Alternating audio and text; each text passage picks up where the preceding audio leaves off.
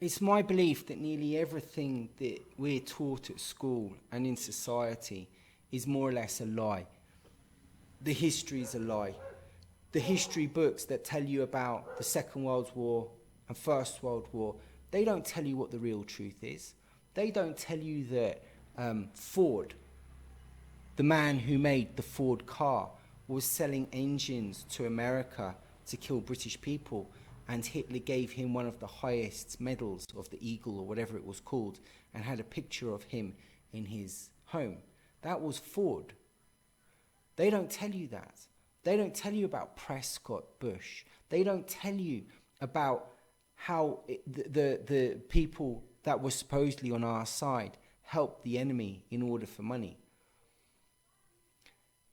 Science doesn't know what the truth is, yet it's told that it does know the truth. It's told it is the new God. It is a legitimate text, sacred source, and it's not. And I reckon that if the truth does come out, if it is true that the V@XX does turn a lot of people into zombies, the lynching is going to start. And the lynching is going to go for the doctors. It's going to go for the politicians. It's going to go for the police. It's going to go for the military. It's going to go for the jury and the judges and the lawyers, who all enforced people to be vaccinated and to obey.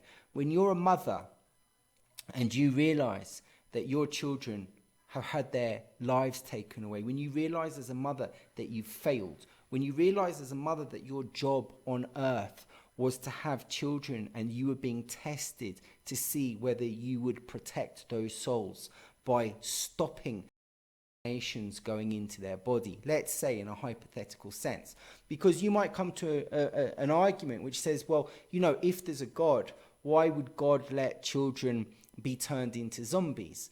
Surely the child hasn't done anything. Well, you could argue it that the child is here to help teach the parent a lesson. So if the parent doesn't take care of the soul, and while that soul is in the parent's possession, the parent, on false information, on false guidance, having believed in lies, having not looked at themselves, having not done their work properly, allows that child's soul to be interfered with through chemicals.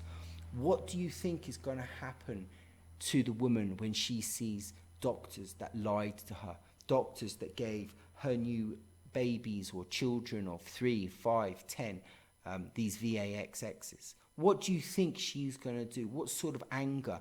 Because as far as I understand it, women are always supposed to be a little bit more passive than men. But when a woman gets vexed, hell hath no fury. Apparently, when female soldiers go into villages, they kill the children as well. Male children, I'm told, don't kill the children, but the females kill the children. Why? Because they look at the children and say, one day you're going to grow up and you're going to kill someone like me. They kill the women. Why? Because the women have the capacity to give birth to men which attack. So the women, when they're angry, they become a lot more cold, apparently, than men. And I think that the lynching is going to take place. I think that people, if you're a doctor, I think that you will never tell anyone at a dinner party that you're a doctor. Because automatically, the majority of doctors that work in these institutions as GPs and medical advisors and hospitals, they either are complicit, that means that they are helping to mandate the VAXX or VAT-XX. They are telling people that it's good for them. They are not stopping the problem. And what's going to be manifested is that the doctor understands nothing about medicine. Because if multiple doctors believe that what this VAT-XX is, and they get it wrong, and the normal lay people that don't have medical degrees suss it out, what's the point having a doctor? And that is going to be quite good, because it's going to bring in the topic of education.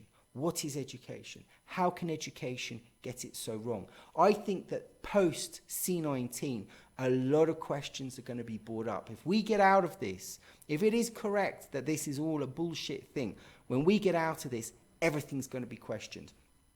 America in their rights, in their Bill of Rights, in their Constitution. This is probably the best way. It's the most modern way to deal with a country, to deal with a group of people.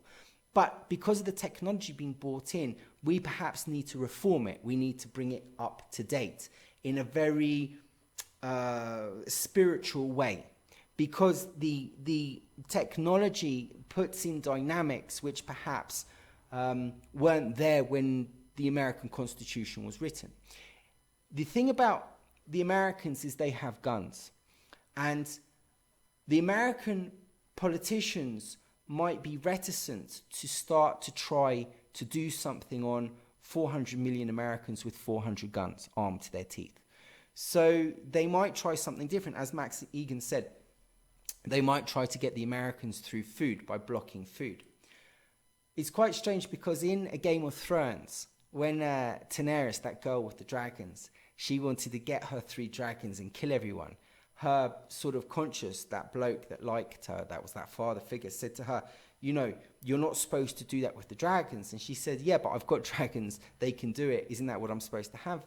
Isn't that what I'm supposed to do? And he said, no, the dragons can do it, but they're a symbol of your power, not something to be used. And the gun, I feel, is very similar. The American people don't have to use the gun, but the presence of the gun, which is known by the politicians, makes them think twice before they do something. And I think that in the future, if you don't allow people to arm themselves, then you're going to have to draw up constitutions on a world scale, because the American Constitution is just for one country. But I think what's going to happen after this is the entire world is going to rewrite its constitutions so that this can never happen again. And one of the most important things is to try to understand how it happened in the first place.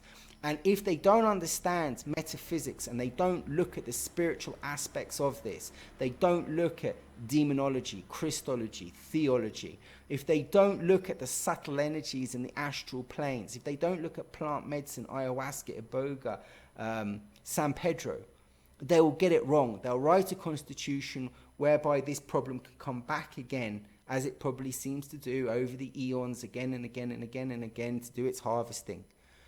We need to build something bulletproof, just like in the Matrix, you know, again and again and again and again, but this time it's got to stop. So you need to write something, and the only way to write it is if you have gnosis, is if you have knowledge. The Gnostics had knowledge, and you need to come at it from a very spiritual position.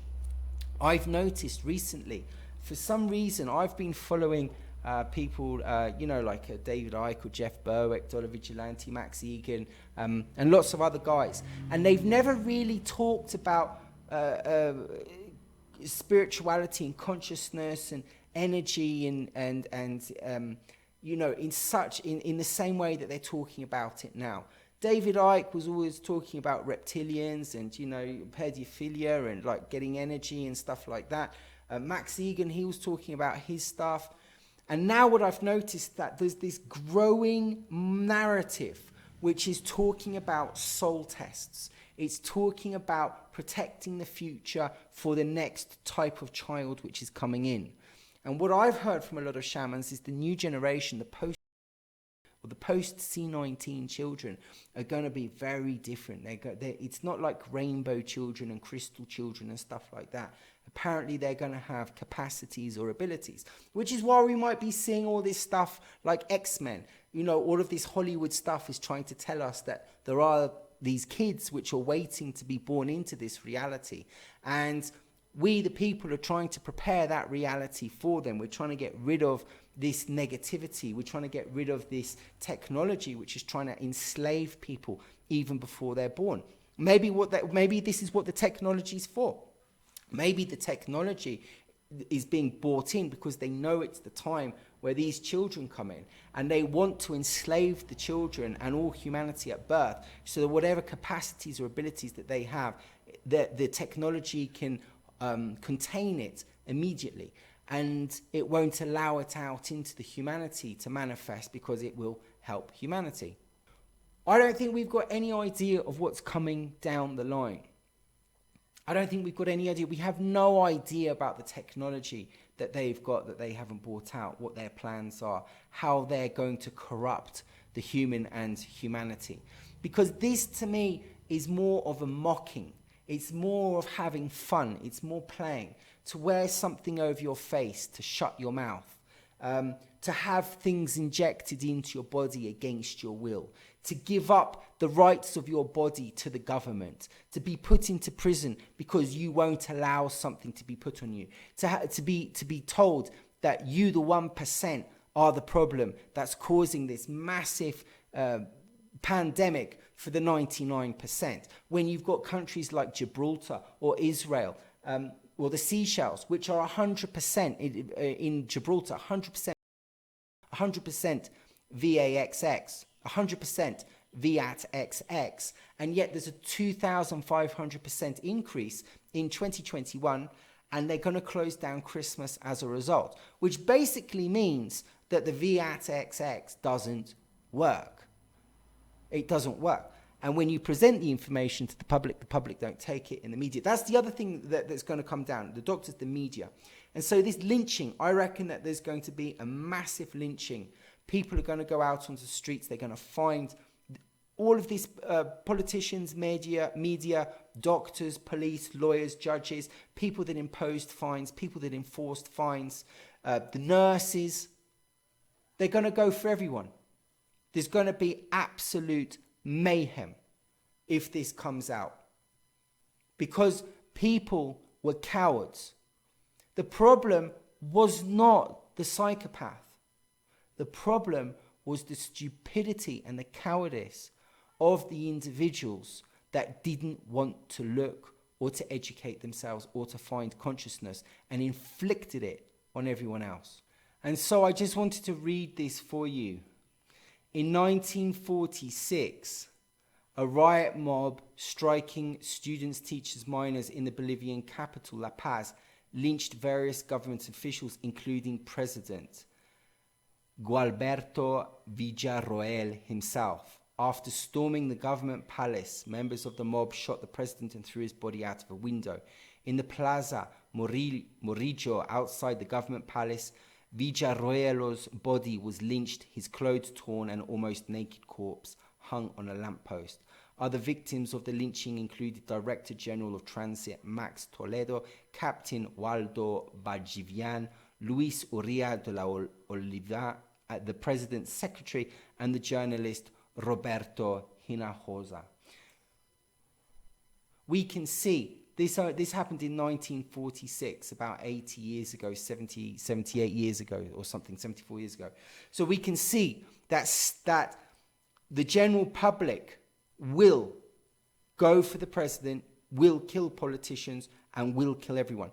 But this time, it's the media, it's the doctors, it's many people. The Nuremberg trials will not be big enough to be able to handle a global stupidity, neurosis, psychopathy of idiot people that went along with orders and obeyed and destroyed, mutilated, hurt, stopped reproduction in children, took away childhood, took away people's families, took away business, caused massive amounts of suffering.